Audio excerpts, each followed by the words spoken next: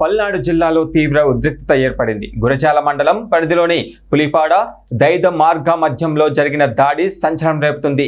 BC నాయకుడు బత్తుల ఏడుకొండలు bike పై వెళ్తుండగా మార్గ మధ్యంలో బైక్ ఆపి వైసీపీకి చెందిన కొందరు వ్యక్తులు గుంపుగా దాడి చేసినట్లుగా ఆరోపణలు వెలువెత్తున్నాయి. దాడి దారుణంగా మారి ఆయన కాళ్ళు విరగొట్టినట్లుగా సమాచారం. ఈ ఘటన ప్రాంతంలో తీవ్ర ఆగ్రహానికి దారితీసింది.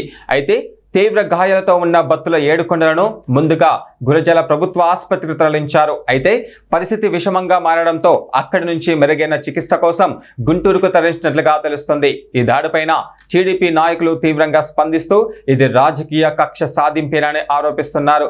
నిందితులను వెంటనే అరెస్టు చేసి కఠిన చర్యలు తీసుకోవాలని డిమాండ్ చేస్తున్నారు.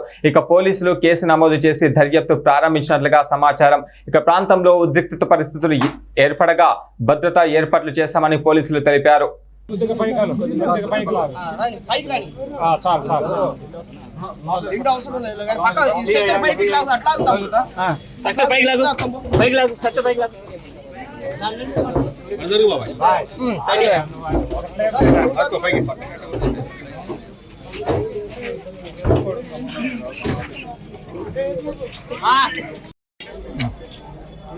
తెలుగుదేశం పార్టీ సీనియర్ నాయకుడు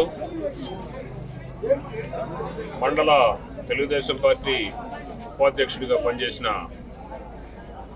బత్తుల ఏడుకొండలు పేల్కుట్ట గ్రామం, ఆయన్ని వైసీపీ కార్యకర్తలు ఒక దుర్మార్గమైన చర్య. ఆయన గురజాల నుంచి స్వగ్రామానికి ఒంటరిగా వెళుతూ మరి మార్గ మధ్యంలో ఒక వైసీపీ కార్యకర్తలు ఒక 5-6 మంది కలిసి ఆయన్ని చంపాలని ప్రయత్నం చేయటం, ఆ క్రమంలో ఆయన పూర్తిగా గొడ్డళ్లతోటి రాడ్లతోటి ఆయన మీద దాడి జరిగింది. ఆయన ప్రాణాపాయ స్థితిలో ఉంటే ఇప్పుడే ఆయన్ని గుంటూరు తరలించారు. వైసీపీ ప్రభుత్వం అధికారం పోయిన తర్వాత కూడా వాళ్ళ దుర్మార్గ చర్యల్ని మానుకోవట్లేదు.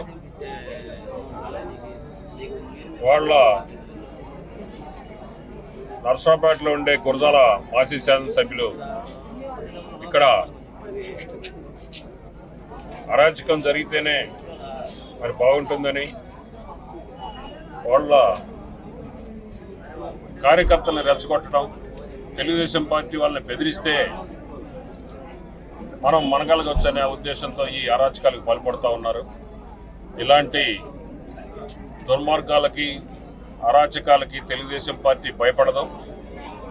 తెలుగుదేశం పార్టీ ఎప్పుడు కూడా శాంతి కావాలని కోరుకుంటుంది. గురజాల శాసనసభ్యులు ఎర్రప్రేమ్ శ్రీనివాసరావు గారు